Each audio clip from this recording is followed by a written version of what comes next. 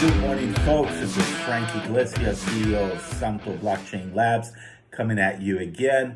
This is episode 4. Oh my God, pretty soon I'm not going to have so many fingers of all the episodes we're going to be doing every week. So today's episode, I'm going to try to keep it under that 5-minute mark. Half of it is going to be a follow through of DNA tags. And then the other half is going to be some corporate events and questions that some of the shareholders have asked. So very stoked, very excited. Great month so far. Many things that we're doing, many things that are going to come to fruition. So let's get the show on the road and let's dive deep inside DNA tags. Thank you very much.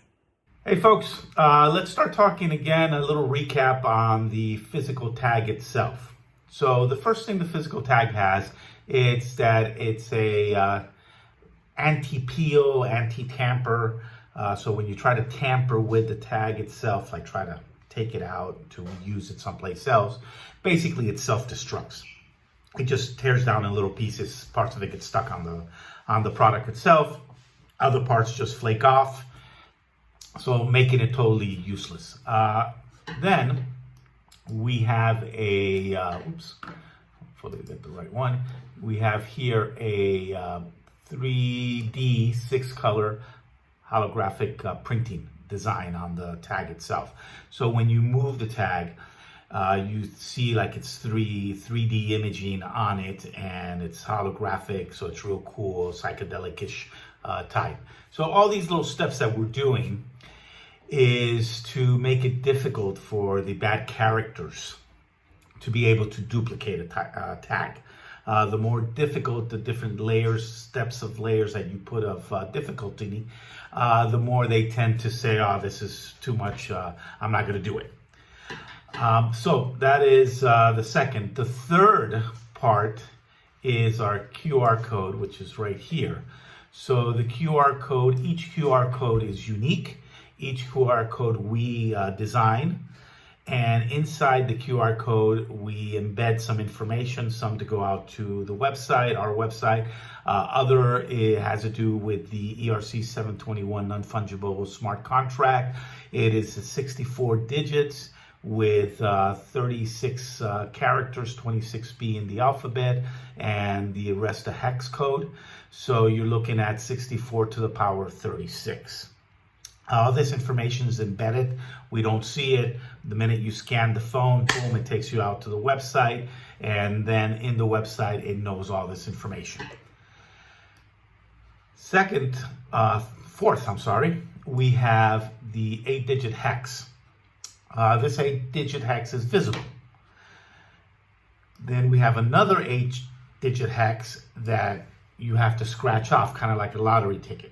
So when you validate this product, you scan the QR code, the consumer scans the QR code, they see the first series of hex numbers that are visible, they punch that in, they scratch off what's hidden, and those numbers that are hidden, they put those in. So when they get a combination of all that information, it goes out to the blockchain, it verifies some other stuff that we'll talk about, it goes in and it says, boom, this product is valid.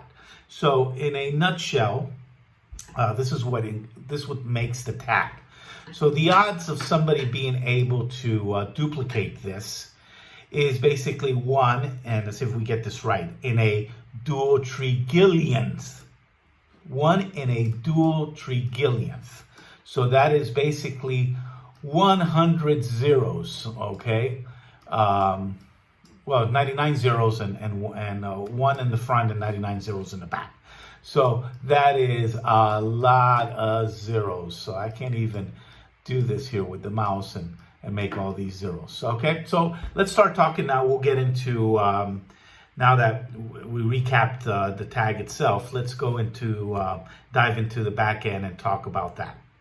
Thank you. Folks, so let's go in and start diving into where the magic happens in the back.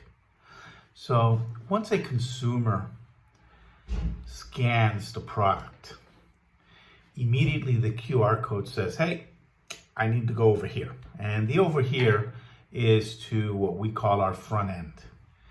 In the front end, one of the things that we wanted to do was minimize traffic, so it won't leave any ports open, so people could spoof inside the ports and get inside our code and inside our database and information about the product.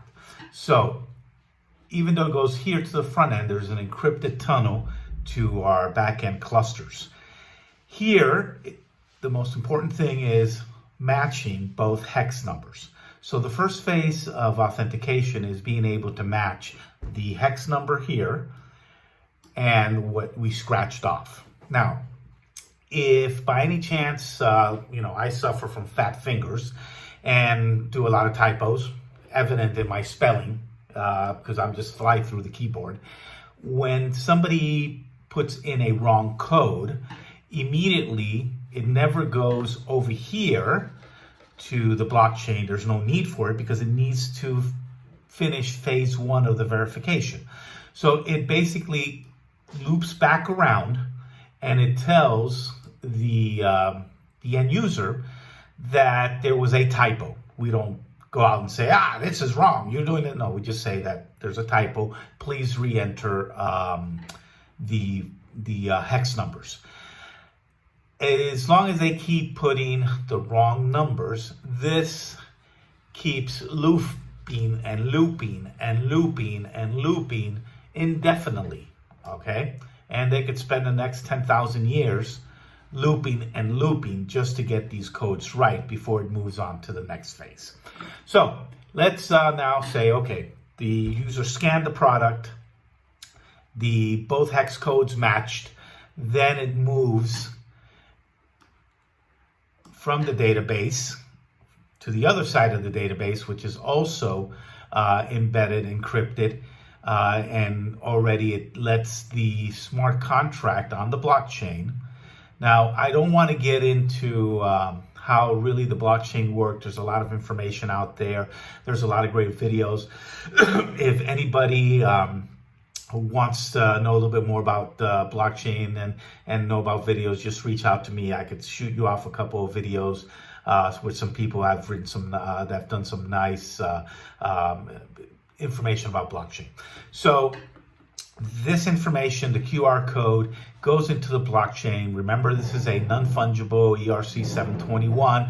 So in the blockchain, it says, yes, this is correct. This information is correct. It's on the blockchain. It verifies it. All systems go. Now, every time this gets scanned and the product is authenticated in the first phase and moves over to the blockchain phase of it, every time it gets scanned, there is a record of that unique smart contract for that QR code. So one of the things that we capture is location on your phone. So we know physically where that tag has been scanned, okay? Once all that information is verified on the blockchain, it goes back to the database and it pushes back to the front end information that gets sent to the phone that displays the SKU number. It displays a picture of the item, a description of the item. It could also, if it's sensitive to states, some states have different taxes on different products, pharmaceuticals or even cannabis. So it has a different array of information that we could embed depending on the needs of the manufacturer, okay? So there is what I call the third phase verification, okay, which is the human being itself. Just like the tamper lids on a bottle of aspirin, if we see that is broken, that seal is broken, we'll discard it. We'll turn it back. We'll go to the pharmacy and say, hey, this was open. I don't want to take this. Give me my money back, or exchange it for one that the seal is not torn. So that is the last layer of the last fight of verification. So in the process of the labels, all this could be 100% correct. But let's say that there was an error with the manufacturer. So the labels that we coded were designed for, let's say, aspirin for a 50 count. Let's say that by accident, somehow the labels got mixed up and they ended up being placed on a bottle of aspirin with a 100 count.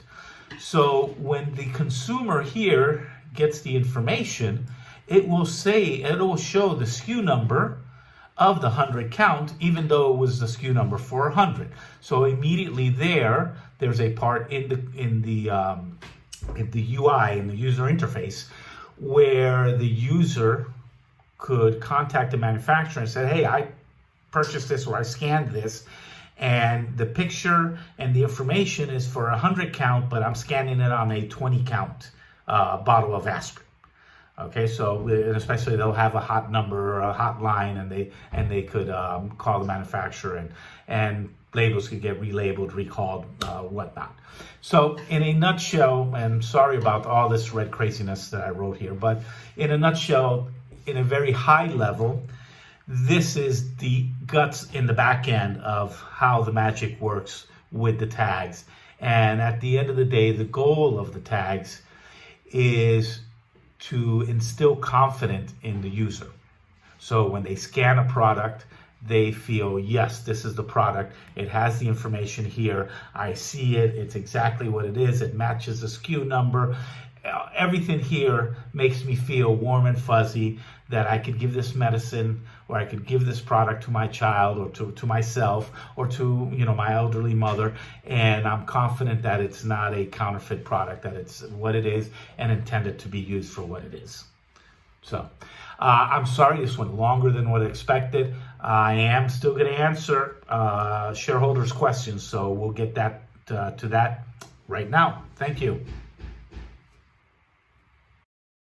Okay, folks, it's been a lengthy email. I apologize. There was a lot of material on DNA tags I wanted to cover. Now is the part, some questions about shareholders that have asked me via Twitter and via personal email. And always remember, you could always email me at frank@sanp.us. Any questions you have, and I'll answer your questions. So this questions that seems to be one of the biggest questions that everybody's asking is, when will Santo mining be current? Okay, so right now, currently, we have a stop sign. And the reason we have a stop sign is that we are behind 2 years in our financial statements. I recently filled out the application for the OTC IQ so I could log in and start changing information. There's some updates that I need to do on the company profile. And once I have the new credentials for OTC IQ, which I think it should be in the next 2 weeks, I will immediately then start updating all the Qs, okay, and the disclosure statements. Unfortunately, even though I have them, all of them, I cannot throw them all in. I have to go one by one because the OTC market has to review it and they have to approve it. So if I put out all 8 quarters, and all of a sudden in 1 or 2 of the quarters they find that there is an error or I need to do some type of amendment, and I have to go back and fix everything else that was there. So the prudent and the best way to do this is to upload a quarter, let the OTC market approve it. Once they upload it on the financial side, then that's green lighted. Then immediately we upload the following quarter. So we'll continue to do this. Excuse me. We'll continue to do this until we finish all quarters and the 2-year end. And after that, then I'll ask our attorney, Jonathan, to write an opinion letter, and that should put us back up in current. So hopefully that answers the question that a lot of people have been asking. So this video is gone over, but please keep an eye out for DNA tags. There's some exciting things we're going to do with DNA tags. That's why I've been focusing on everybody to understand DNA tags. I hope everybody has liked our new Santo pool mining page. So good luck, thank you, and I'll see you guys next week.